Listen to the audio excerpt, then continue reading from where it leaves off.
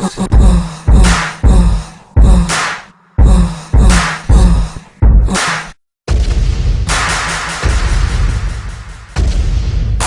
right, you guys, today I am here with pro boxer Cody, the Crippler, Crowley, and we're gonna get to all kinds of questions about training, boxing training. He's gonna give us some insights.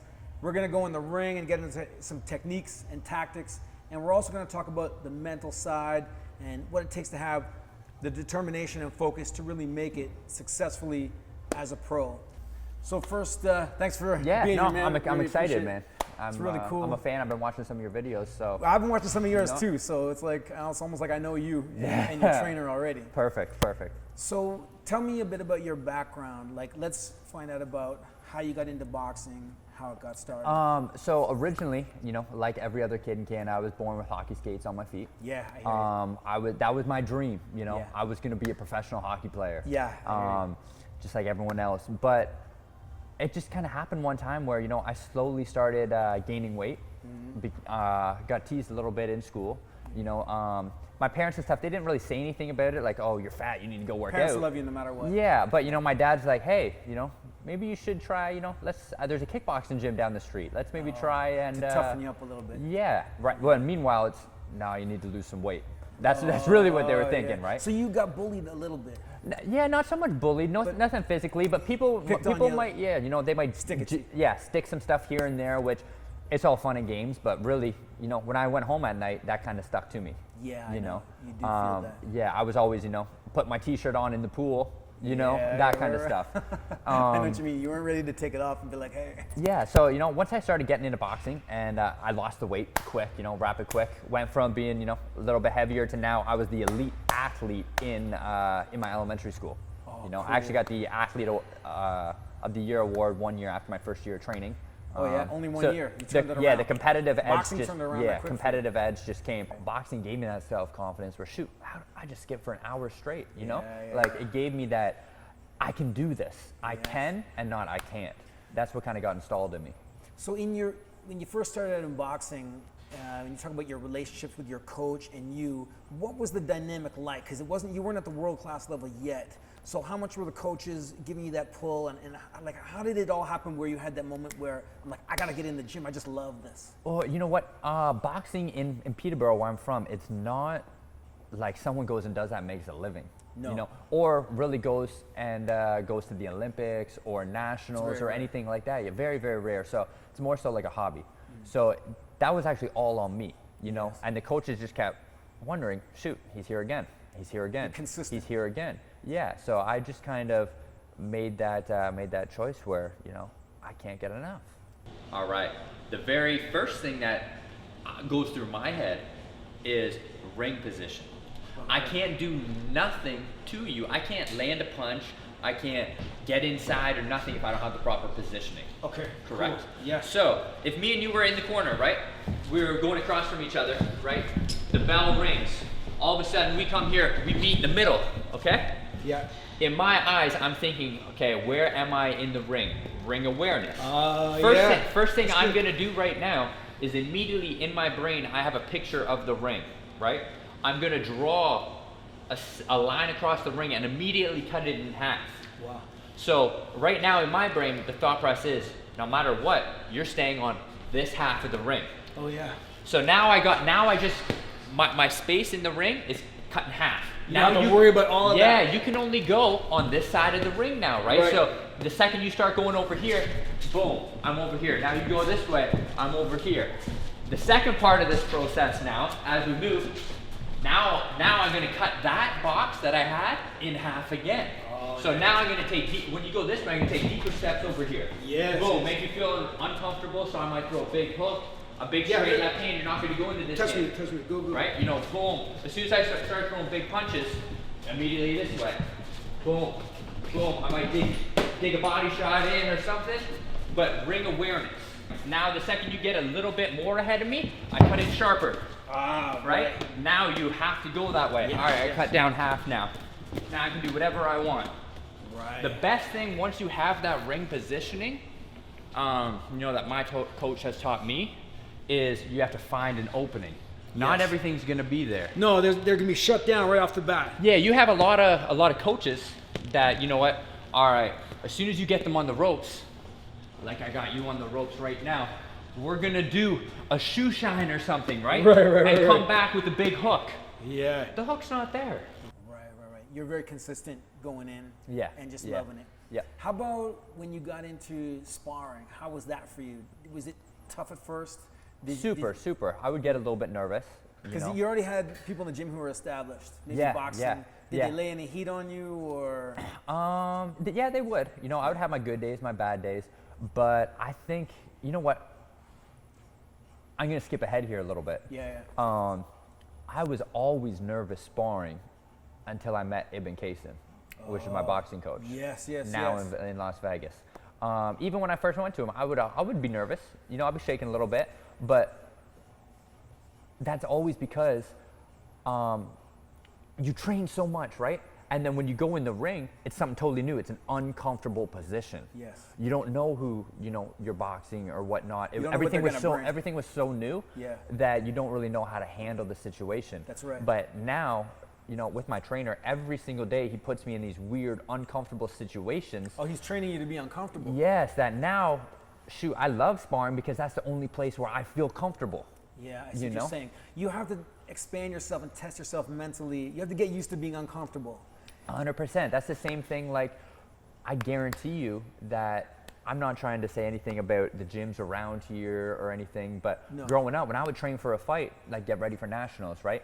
I would spar Monday, Tuesday, Thursday, Friday, Yeah. the same 4 or 5 different guys going hard, thinking I'm in shape, Yes. I'm ready to rock, I'm ready to fight.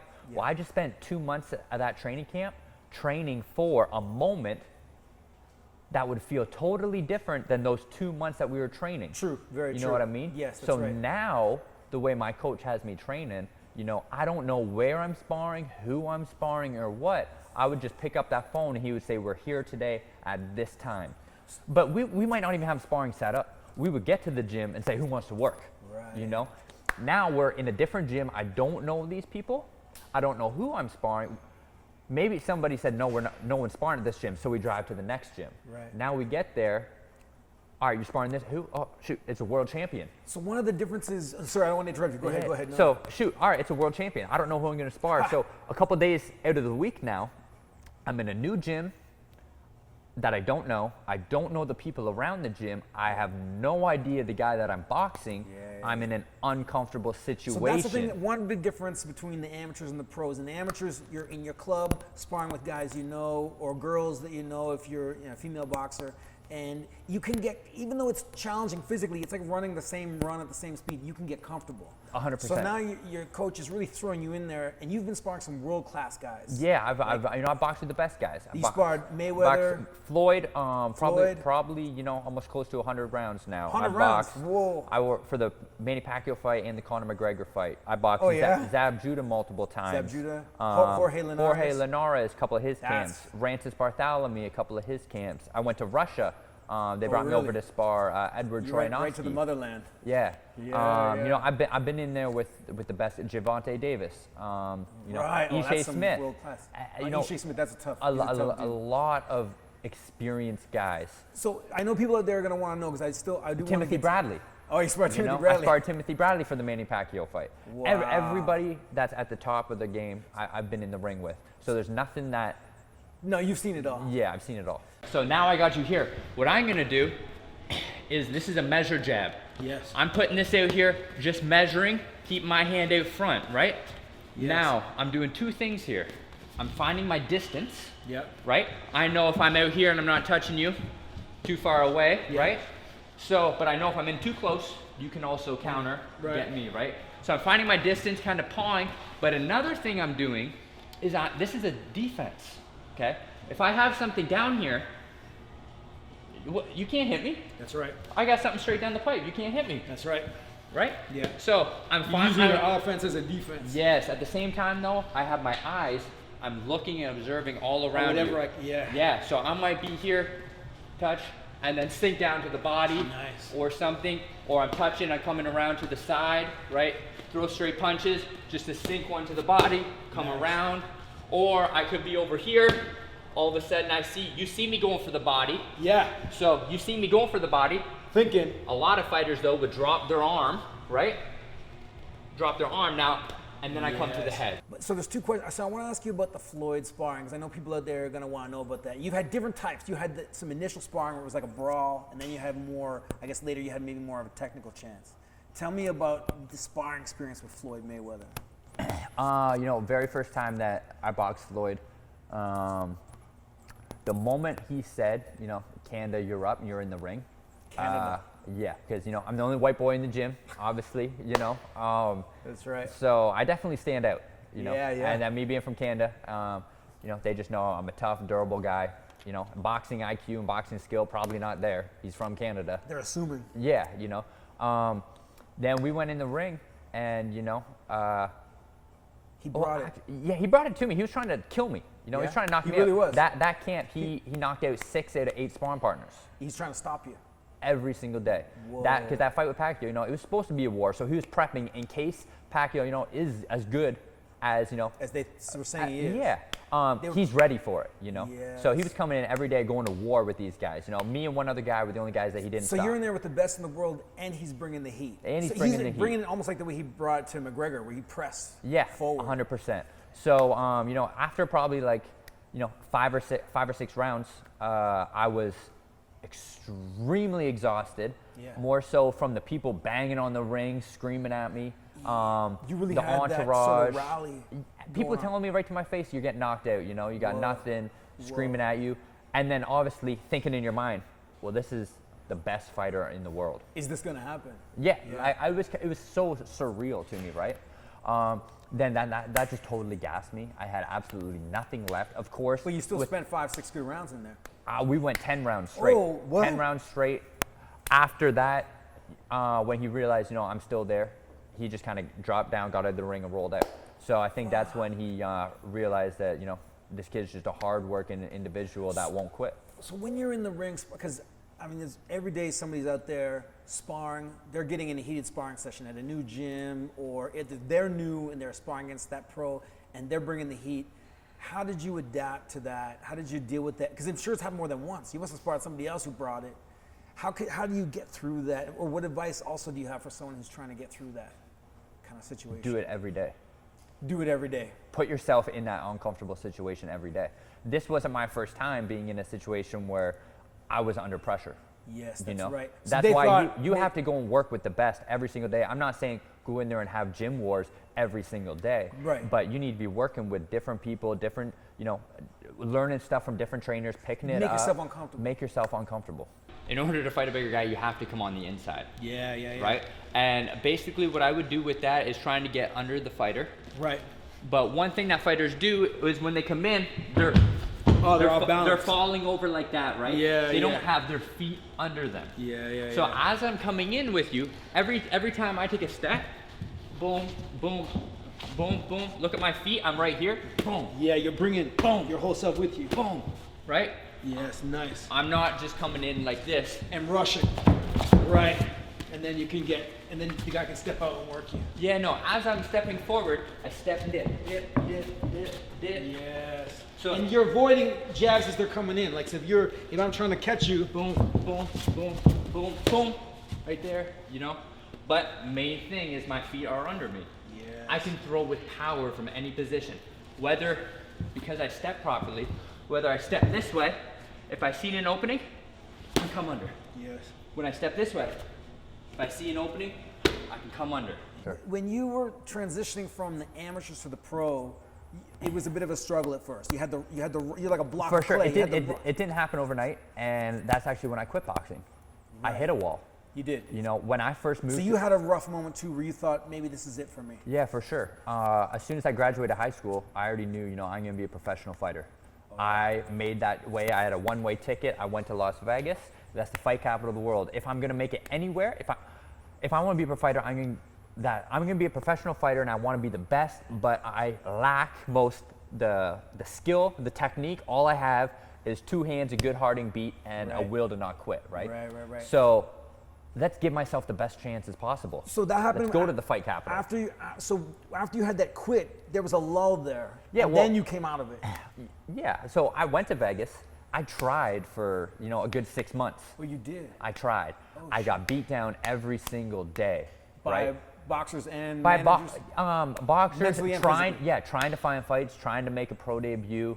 I just wasn't getting anywhere, and it got to the point where, you know, after multiple phone calls home to my parents saying, this is it, I tap out, I'm done, I finally did tap out. I moved back home, you know. That's where I went, and my life totally just snowballed then. And that's where, you know, my food addiction came in. You know, I went up to 220 pounds. Wow. I didn't train. From fighting at 160. Yeah, I didn't train. I didn't have a job. I didn't have school. Nothing. Until finally, I made that moment again where, you know, I said, what am I going to do with myself? So you really went and gave it a go. And you were already And I hit a wall. you were a successful amateur. Went to nationals or won nationals. Yeah. And you know, gold and then a couple silver, and were on the national team. You know, you had a great successful amateur record, and thinking that, okay, the program is just going to come to me. Or you wanted- Yeah. Well, no. I was not lied to, but I was. Hyped.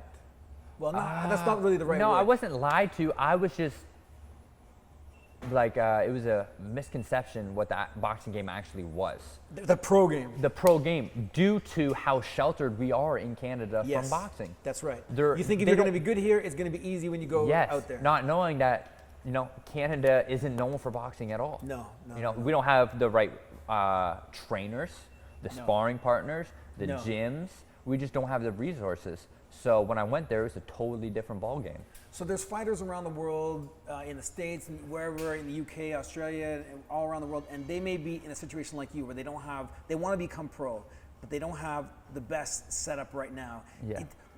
Okay, what can they do now to make sure that they're ready? And then is moving to Vegas The best thing that I would recommend to anybody is find a game plan first, okay?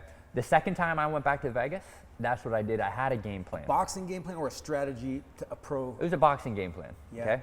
I moved there, you know, we're in our 4th year right now, okay? Yeah. I moved there just as I was turning 21, okay? I Right. had a 5-year short-term goal, Yes. okay? That is, it's a short-term and long-term, but I was gonna move to Las Vegas, put myself in the fight capital of the world with unlimited resources, right? Wow. I was gonna turn professional. Cool. I was gonna get signed to a big-time promotional company. Nice. I was gonna have 4 fights a year within Pretty the consistent. yeah, and then from year 1 to year 5, I was gonna have 4 fights a year, win a world title within my 5th year, so before my 6th year. That's my 5-year plan. Nice. So far, I moved there right when I turned 21. Okay, Yeah. I moved to Vegas. I found myself the best possible coach in the world, Ibn Kaysen. Nice. The guy is a complete genius. Nice. He's turning basically a piece of mud or a rock into a diamond. Nice. Okay. Yeah. You know, I found a management team. Okay. Yes. I got signed to a major promotional company, Top Rank, one of the biggest in the world. Little did I realize, I'm a small fish in a very, very big pond. Right. Right. They got a big pool to choose from. Yeah, and you know what? Me and my coach decided, you know what? You have the potential, but your skill level's not there yet. You know, you're really just starting to train. A key thing that a lot of fighters do is when they're going to the body or attacking, they're not directing their energy the proper way. Okay. By me saying that is, let's say if you were on the ropes, right? And I'm going for this lead shot to the body, okay? Yes. Where 9 times out of 10, fighters go around and they go like this. Oh, right? Whether they slap or what, but anyway, their energy is shooting off and going a different direction. Yeah. Right? Yeah. Why do you think the straight left or the straight right hand is the most powerful punch? Goes right through. When they throw it, all this energy, this is a complete straight line, right? So all the energy is going into one area. Yeah. We want to maximize the energy, so we want to do the exact same thing when we go to the body. Right. Yes. Right? I see. So in order to do that, you have to get an angle and have your arm positioned properly. Gotcha. So I can't just go down what you see most guys doing, where they're down here and they usually scoop it up like this. They're looping. They're looping their shots mostly, right? Yeah. So what I would do is I would create an angle in order to do that. It is an offense and defense. I'm creating an angle. Now, you know, I'm off to the side. Yeah. Right? But what I'm doing with this arm, as I create the angle, I drop this arm a little bit, and I'd be hitting right here. But what I'm doing, I'm going straight through. You're spearing me. Yes. Almost like I'm lifting. Yes. Yeah. And that's what you see me do with my left Because hand. if you didn't, you would just cut off. Well, most people go pop, pop, pop, pop, like this, right? So their energy, it bounces off and goes everywhere. Yeah. So what's next for you? What's coming up in the next short little while? So to go back to that 5-year plan. Yeah, You know, went pro, big promotion company, all within the 5 years. Now I started my own promotional company. Yes. You know, I've been kind of staying on that 4 fights a year. Last year I only had 3. I had some other reasons come up, Yeah. but with the new business and everything too. Yeah. So you know, 4 fights this year should put me at 17-0 to cap off my 4th year. Right now you're 13-0. Yeah, 13-0. This will be my 4th year. And going into my 5th year, I said from 1 to 5, I'm going to turn pro and win a world title. Wow. You know, I have, after this year I want to be put in, you know, top 15 rankings in the world. Yes. And then next year, going into 2019, capture a world title by the end of 2019. If I came to Ibn Kaysen, you know, 3 years ago, and I said, Coach, train me, I'm turning professional, and within 5 years, I'm going to win a world title. He probably would have laughed, just walked away. Right. By no So means, you've really by no means are we close to that, but we're making progress. You're still, the trajectory is going. It's got to say something. I'm working with the best fighters in the world. I'm undefeated. I got my own promotional company. I'm headlining fights. I'm selling out fights. I'm promoting those fights. Yeah, tell me, so what's the name of your promotional company? Triple C Boxing. Triple C Boxing. Yeah. What's the it website? stands for Cody the Crippler Crowley Cody the Promotions. Crippler Crowley Promotions. So C Boxing. CCC Boxing, yeah. So triplec triplecboxing.ca. triplecboxing.ca. I'm going to leave a link in the video. Yeah, that's my website. You know, photos, videos, countdowns to my next fight. It's got all your stuff coming up. Yeah, info to buy tickets for the next So event. if you guys are in the area and you want to go check out his fights, you got a fight coming up. May 5th. It's going to be a great fight for Cinco de Mayo. Yeah, Right yeah. on, Where right I'm calling this Cody Crowley Cinco de Mayo. Right. You know, CCC Cinco de Mayo. CC Cinco. But this is a great fight for the boxing scene in Canada. Yeah. You got 2 of Canada's top prospects coming up, and you know they're going to put it all on the line to fight each other. The opponent you're fighting? Kevin Higson. Kevin Higson. Kevin Higson. He's 14-1 right now, so we Right. got pretty So this is a similar challenge. records. Yeah. This is a good step up. I'm not going to call him a stepping stone. I'm going to call him a step up. Of course. Yeah, your mind is always on doing the right thing. So you got your coach here with you today. Yep. Before we go in the ring, I think what we'll do is, if it's all right, we'll get him in here to give us some of his insight on how to help boxers out there in the game. What do you think about that? Yeah, for sure. All right, Ibn, if you don't mind, come and share some of your insights. All right. Sir. All right, thanks. It's great to have you here.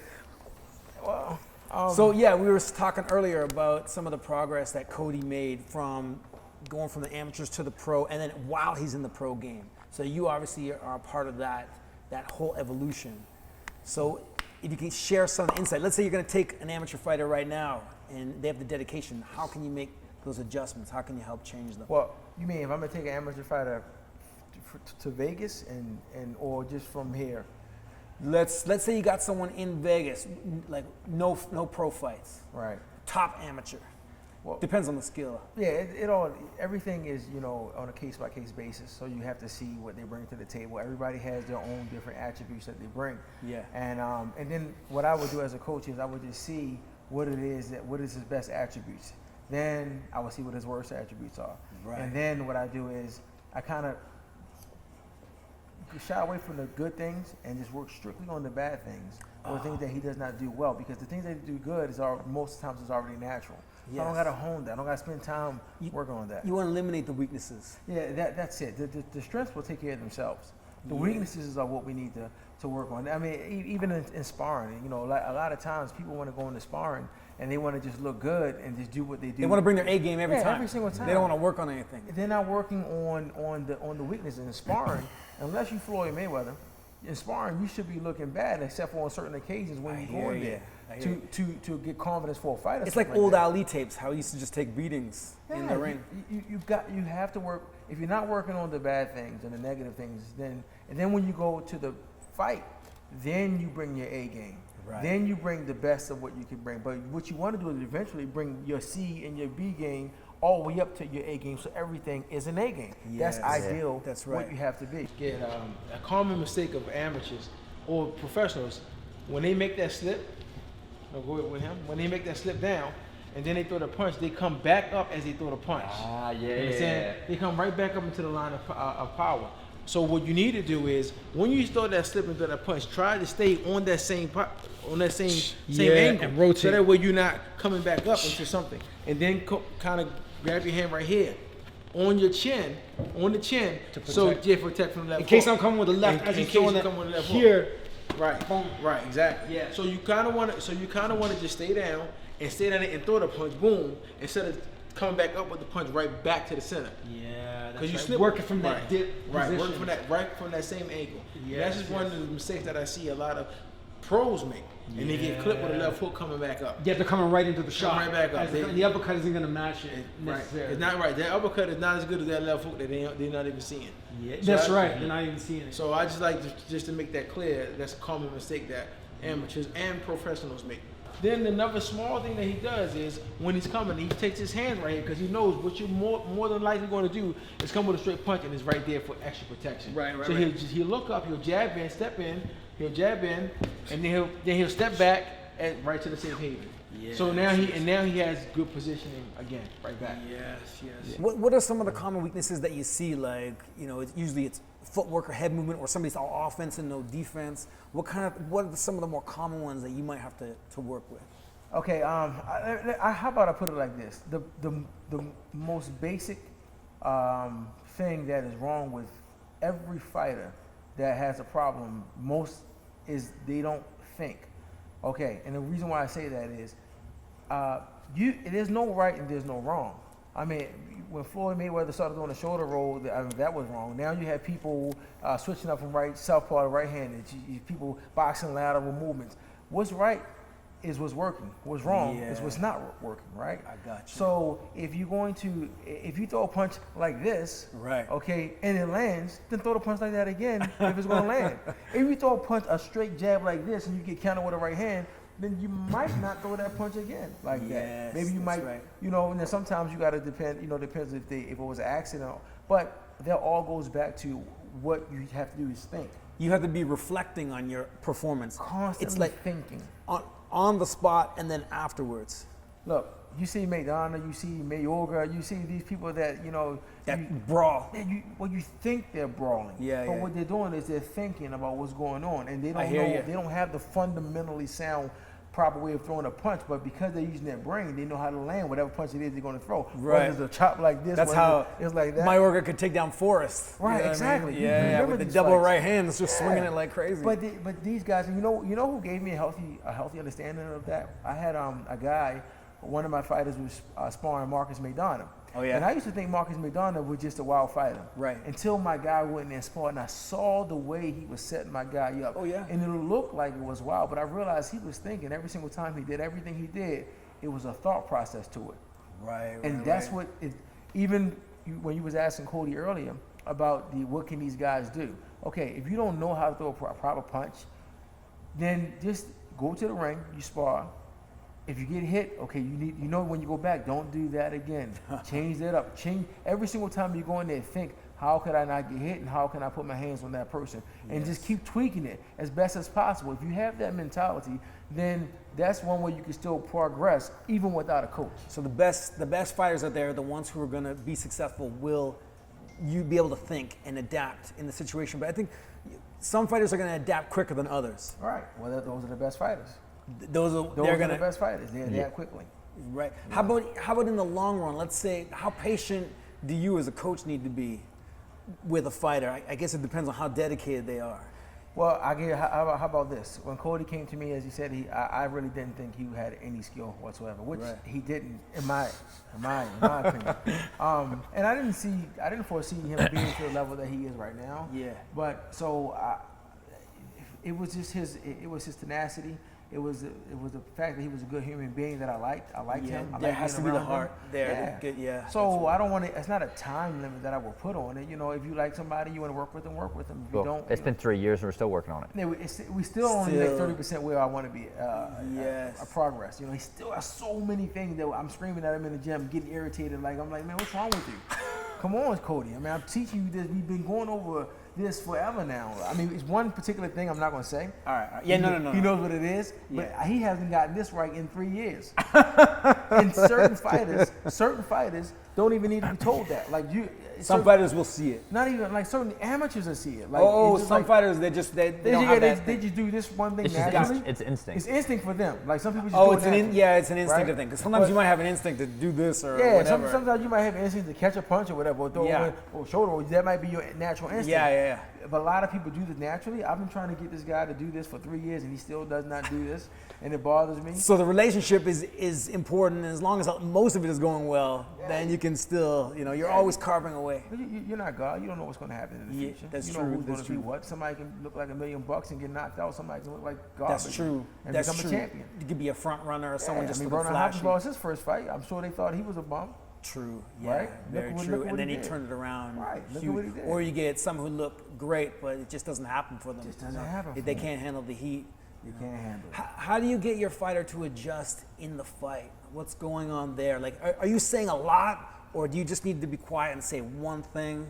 You see coaches with different kind of styles. For me, again, it's a thinking man's game. So what I look at is, it depends on who the fighter is. Will depend on how much I will regurgitate on them. Yeah, right? yeah, right. Some fighters, I might get in the corner and not say but one thing. 'Cause I know they can't handle but one thing. Right. Other fighters that I've been working with for a long time, if I know they know what I can get to this point, that point, this point. All right, correct the jab. Oh, yeah? Correct this, correct that. Because I know he can handle it, and I've seen him in action be able to digest what I'm telling him in the corner. If I got a fighter that's more one-dimensional, then I might just stick to the basic thing that he's doing wrong, correct that really quick, and just hammer that in the whole minute in the So corner. you got to know your fighter, You gotta know your whether fighter. they're adaptable. That's or- why I don't yeah. like jumping to other people's corners that I haven't worked with. Yeah, You that's understand? right. Because 'Cause you don't know what to kind tell, I of. don't even know what to tell you if you know how to do what I'm gonna tell you to do. If I tell you No. to go on the inside, you don't know how to get in the inside. I tell you to go in there, Then they're gonna get opened up. Yeah. Yeah. So that all again, it goes back to your brain.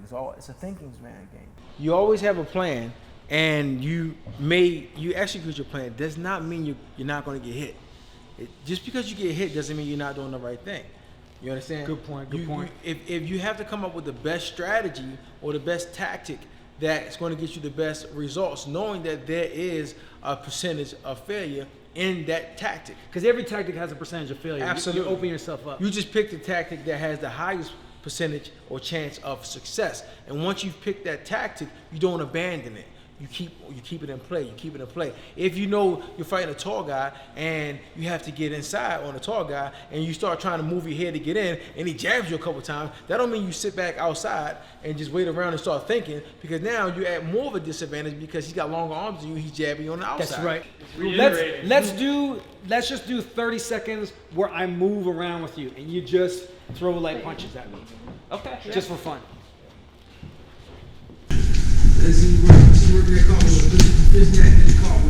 You actually punch? No, take it easy. Hurts the talent here.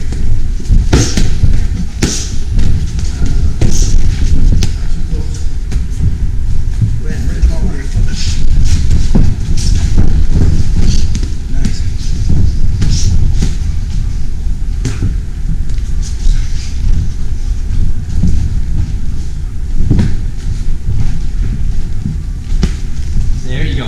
See, at first you were like that, right? Yeah. I was just thinking to myself, I want to throw that in.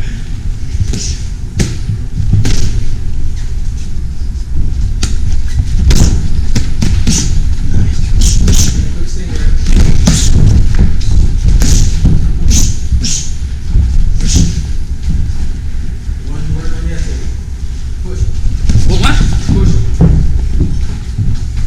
Oh, I got you.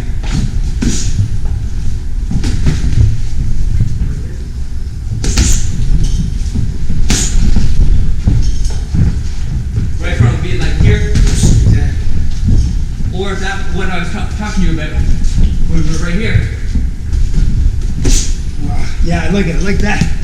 You're just finding them, and then you push up.